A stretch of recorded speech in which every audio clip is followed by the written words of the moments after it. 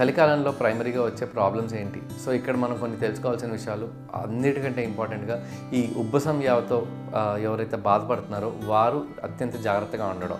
పర్టిక్యులర్‌గా ఈ సీజన్ లోపల ఈ చల్లటి గాలికి ఎక్స్‌పోజ్ అయినప్పుడు ఆటోమేటిక్‌గా అదొక అలెర్జెన్ లాగా యాక్ట్ అయ్యి మనకేంటంటే ఫస్ట్ లంగ్స్ లోపల కొంచెం కంజెషన్ లాగా అనిపిస్తుందనమాట. అంటే ఛాతీ అంతా బరువుగా అనిపిస్తుంది. ఛాతీ బరువుగా అనిపించడమే కాకుండా శ్వాస తీసుకోవడం కూడా ఇబ్బందిగా ఉంటుంది.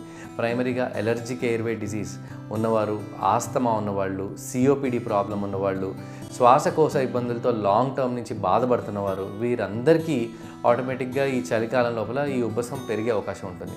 సో మీరందరూ వినే ఉంటారు క్రానిక్ బ్రాంకైటిస్ అని. అంటే ఇది ఎప్పుడో లాంగ్ స్టాండింగ్ ప్రాబ్లం ఉంటుంది. బ్రాంకస్ అంటే మనకు ప్రైమరీగా ఊపిరితిత్తుల్లో ఉండే చిన్న చిన్న ఫంక్షనల్ సెట్స్ అనమాట.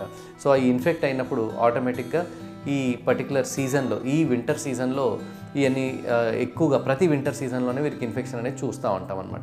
ఈ పర్టికులర్ సీజన్లో ఇంకోటి మనం జాగ్రత్తగా ఉండాల్సింది ఈ వైరల్ ఇన్ఫెక్షన్స్ బారిన పడకుండా. వైరల్ ఇన్ఫెక్షన్స్ ఏంటంటే మనకి వర్షాకాలంలో మొదలవుతాయి, ఆ తర్వాత చలికాలంలోకి మనకి కంటిన్యూ అవుతూ ఉంటాయి. సో ఈ పర్టికులర్ సీజన్లో మనకి ఎక్కువ వరకు శ్వాసకోశ ఇబ్బందులతో పాటు న్యూమోనియా ఒకటి వచ్చే అవకాశాలు ఉంటాయి. ఈ పర్టికులర్గా వైరల్ ఇన్ఫెక్షన్స్ వల్ల ఎక్కువ వరకు ఈ న్యూమోనియా అంటే ఊపిరితిత్తులకి ఇన్ఫెక్షన్ వస్తుందన్నమాట. దీనివల్ల విపరీతమైన జ్వరం రావడం, ఆ తర్వాత వీరికి ఆయాసంగా ఉండడం, ఛాతీ బరువుగా ఉండడం, విపరీతంగా దగ్గు రావడం ఇలాంటివన్నీ జరుగుతూ ఉంటాయి. ఇదొక్కటే కాకుండా అప్పుడప్పుడు ఈ పర్టికులర్ సీజన్లో ఎలర్జీ లాగా ఉండడం, సో వీటి వల్ల ఉదయం పూట లేవగానే విపరీతంగా తుమ్ములు రావడం ఇలాంటివి జరుగుతూ ఉంటాయి.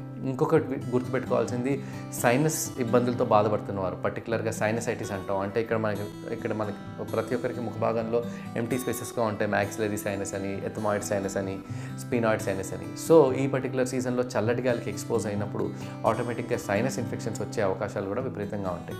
ఇదొకటే కాకుండా ఈ పర్టికులర్ సీజన్లో మనకి స్కిన్ కూడా మనం చర్మాన్ని కూడా జాగ్రత్తగా కాపాడుకోవాలి.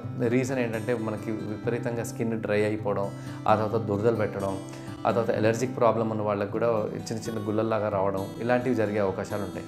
సో వీరు రెగ్యులర్గా బాడీని మాయిశ్చరైజ్ చేసుకోవడం, దురద రాకుండా రెగ్యులర్గా మాయిశ్చరైజ్ చేసుకోవడం, ఈ చర్మాన్ని జాగ్రత్తగా కాపాడుకోవడం, సరైన సోప్ని వాడటం ఇలాంటివి చూసుకోవాలి.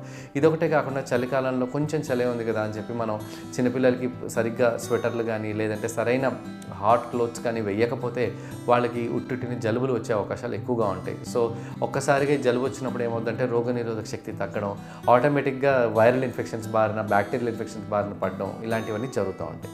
సో ఇలాంటి జాగ్రత్తలన్నీ తీసుకోవడం, ఆ తర్వాత ఈ ఇబ్బందులతో బాధపడుతున్న వారని తగు జాగ్రత్తలు తీసుకోవడం ద్వారా చలికాలంలో మనం జాగ్రత్తగా పెట్టుకోవచ్చు.